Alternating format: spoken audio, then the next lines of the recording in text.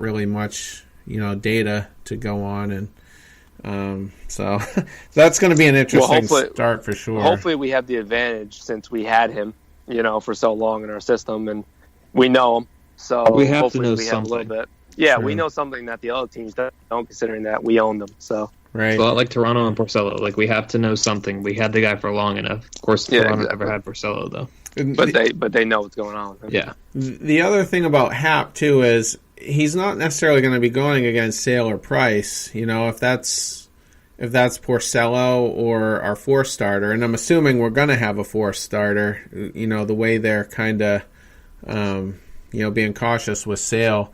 If that's the pairing, then I don't know. I'm a lot less comfortable with him in there. I don't know. With Hap right now, they're looking at him either being the one or the two at the moment. They got Severino, who hasn't been the same, but you would assume, but he's going to pitch the wild card game. So that means that game one of the ALDS, if we play the Yankees, it's going to be Sale, Hap, and then game two would be Severino, Price. CC Price, and game three would be Porcello and Severino. Yeah, and Sevy, I think, is starting to get it figured out. He did all right tonight, albeit against the Orioles, but let me see Hap and Severino against Cleveland and against us again and against Houston, not against the Orioles and not against I forgot who they played last week. I don't think it was a good team either, but the Yankees have a softer end of the year than us, so I think a lot of those numbers are going to be a little inflated. The Yankees have struggled against good teams this year and bad teams. Obviously, their struggles against bad teams is funny, but they're not sweeping the Red Sox and Houston and Cleveland. They split with Cleveland. I forget if they played Houston yet. Obviously, we have the advantage on them in the season series. Yeah, they took 3 out of 4 from Houston. Yeah, they played Houston well. So they split Houston. They split Cleveland. They lost to us embarrassingly, and they played Houston well. So they didn't go out there and take 3 out of 4, sweep Cleveland. They didn't go out there and take 3 out of 4 or sweep and embarrass us. They're a good team, obviously, but we played Cleveland really close and was 1 hit away from taking 3 out of 4. We split with Houston and we've beaten up on the Yankees as of recently. So I feel better with us against higher talent than the Yankees would be, I think. 100%. Another guy that I'm kind of worried about, but he hasn't been pitching well lately, is Lance Lynn. I think it was either 12 or 13 innings against us. I think one of those starts was, or maybe they were both with, he was still with Minnesota. I don't remember, but he only gave up 2 runs against us in 12 or 13 innings. So matchup-wise, that doesn't look good. But he did get tagged for 5 earned runs in each of his last 2 starts. So the floor is going to fall out on those guys at one point, right? You look at Eovaldi. Happ has been the opposite, where his first couple starts were bad out there in New York, and people were like, why we trade for this guy? He's old, he's having a bad year. Now everyone's like, oh, he's the savior. So he's the only one that's been opposite, but the only pitcher that's been consistently good and as advertised is Cole Hamels out in Chicago. He's been unbelievable. Wrigley. He's playing unreal. They just traded for Daniel Murphy. They're undefeated since they traded for Murphy as well. They're 7-0 in their last 7. So another team that's just showing that that's the only guy, though, pitching-wise, that's been at the deadline. Everything is advertised. Eovaldi's been up and down. Haff's been up and down. Lance Lynn's been up and down. So I think that's just a common trend that we didn't get the short end of the stick with Eovaldi. Everyone's kind of dealing with it, other than Cole Hamels, of course. Yeah, and we play them twice more, so we'll see. I think one at home and then one in Yankee Stadium. And the other interesting... Yeah, the last game, the last series is at home for us of the year. Okay. Well, that's good, just in case it does get close. And, nothing is going to shock me, really. But the interesting thing, too, is as Price gets it turned around, hopefully his start against New York, if we do face them in the ALDS, will be at home, because I don't care how good he's pitching, I'm never going to be comfortable with him in Yankee Stadium. I don't care. No, not until he proves that he can do it. Yeah. I agree 100%. And it's just that environment screws with him, and I think it does with a lot of people, to be honest with you. But but it does with him especially. So if he's going to start, and why wouldn't he at this point? It better be in that first couple of games. It definitely would be too. Well, he's the poster boy for the new Yankee Stadium. Like, if we're thinking about guys that just get posterized when they get in there, with the Bronx Zoo, it was Pedro. Even when people like Pedro struggled in a hostile environment, that was the old Yankee Stadium. Price does the same thing, except it's just the playoffs in general, pretty much. But Yankee Stadium is his house of horrors. Yeah. Yeah, that's an excellent comparison as well. So, yeah, and so that would make him a game 1 or 2 starter, probably game 2. But I'm assuming we're going to win the division still, and it would be at home, and we get games 1 and 2 at home. So Sale, Price, day off, and then we get Porcello, and then you can either run Sale again if we're in trouble. You can, say go 4-man and put Erod in. He pitches really well at Yankee Stadium. He'd be fresh. If he comes back, it's not a bad option. If we're up 2-1, game 4 at Yankee Stadium, you put in Erod if he loses, or just the Red Sox lose in general. You got another day off, and then game 5 is Sale at home. So I feel great about that. Right. Yeah. And hopefully it lines up just the way we need it to, and hopefully Cora doesn't get too creative in how he structures everything. I don't think he will.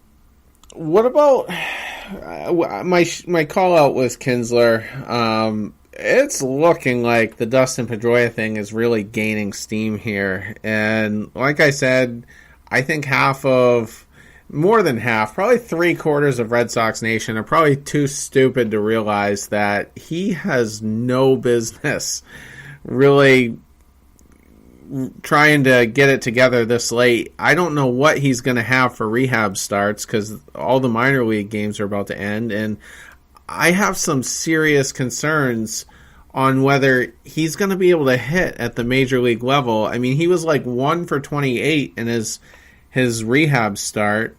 I mean, in his brief comeback, but that included the minors.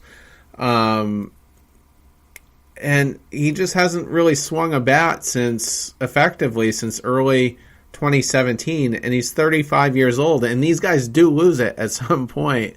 So he's got catcher's knees as a second baseman. He does. I don't see him coming back. Like, I know, it's gaining steam, and it seems like he's going to have rehab starts, but I mean, I just don't see it happening. For the sake of him and his future, the Red Sox shouldn't want him here.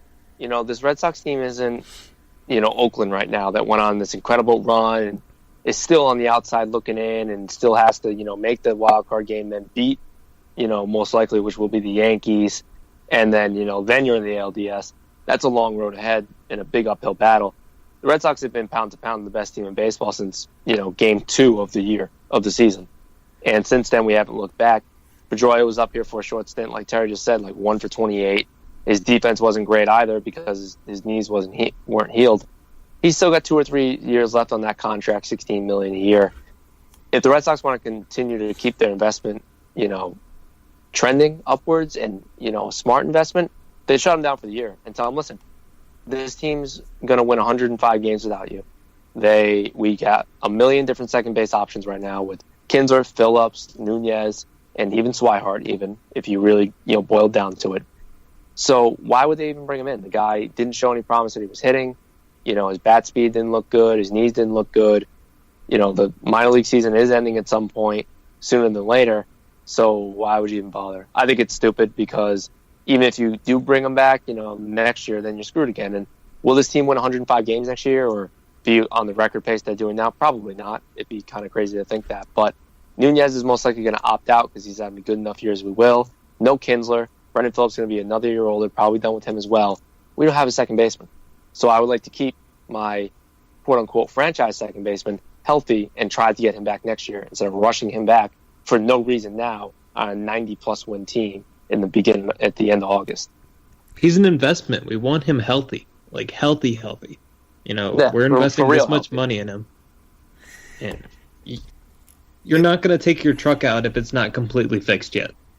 It's just the popularity of him that people are going to clamor for it. And this isn't like an ownership group or front office or whatever that really reacts necessarily to what the fans want. But I just feel like... And then the pre-existing loyalty with him and Cora from back when Petey came up. I'm just really concerned that they might try to make it work, and I just hope it doesn't cost us games. And the Yankees are only 5 back from us in the loss column right now, so that's something to think about. But we'll see. I mean, I'm assuming we're at least a week and a half away from him possibly getting a start. I don't know how imminent it is, but I mean, I have no idea when the hell they'd even fit him in or anything like that, but I just hope they just continue just to keep pushing that back. Right. Yeah. If only people were as realistic as us. Yeah, it doesn't happen. Yeah. All right. I'm trying to come up with to jump into the minors? Yeah, go ahead, actually. Let's dip down into the minors. Hey, well, let's talk about a guy in AAA, just got to AAA, and could probably be on the September roster. We have Michael Chavis down in Pawtucket right now. He's only had 3 games in AAA, which is, doesn't seem like a lot, but he's got 14 ABs already, 2 home runs, 8 hits. I think it says 6 RBIs. The most important thing to me, though, is he already has 7 runs in 14 at-bats. So that's a big thing that shows that he's doing exactly what we thought he would do, and that's producing with the bat down there. He's a corner infielder. He can do what we need with the bat. We just got to see if he can do it at a major league level. So any thoughts on Chavis? Because of our merry-go-round at third/second base this year, I wouldn't mind calling him up and giving him a shot, but kind of a little bit, giving us little blue balls is because he can't play in the playoffs because he was suspended this year. Right. So even if he comes up and hits 500 in a month and a half, he can't play in the playoffs. But if that helps us win games and it gives some guys some rest, like a guy like Nunez doesn't need regular time to play. He's going to be mediocre at defense at best, and he is a guy that comes off the bench for the bat. So I'm not worried about him losing time.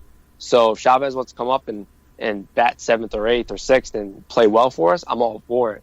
But I don't know if the Red Sox are going to even bother calling him up since he can't play in the postseason roster. Yeah. I think that they're definitely going to call him up. I hope they do. I really do. There's no reason not to. He can hit, and if he can play decent defense, we could use him right now. Just kind of dip his foot in the water, basically.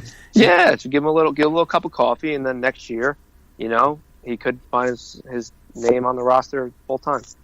Hopefully, he doesn't do steroids this winter again. Yeah, hopefully not. That would be preferable. Yeah. And if this race gets closer, and like I said, last year nobody expected game 162 to be as intense as it was, or 161, 162.